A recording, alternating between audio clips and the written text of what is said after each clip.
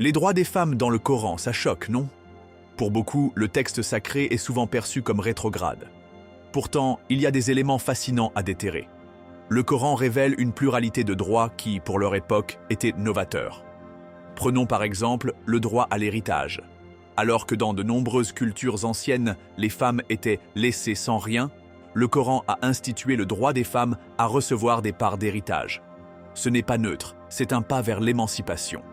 Même si ces droits sont parfois soumis à des interprétations complexes, la mention à l'égalité dans l'héritage est là. Et que dire du droit à l'éducation? Dans le Coran, le savoir est une obligation pour tous, sans distinction de genre. Cela a servi de fondement à des siècles de réflexion sur l'éducation des femmes dans le monde musulman.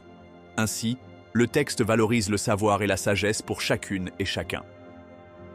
Concernant le mariage, le Coran stipule que le consentement des femmes est essentiel.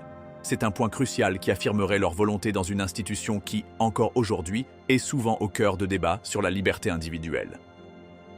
Et n'oublions pas la dignité et le respect accordés aux femmes. Le Coran exhorte à traiter les femmes avec gentillesse et équité.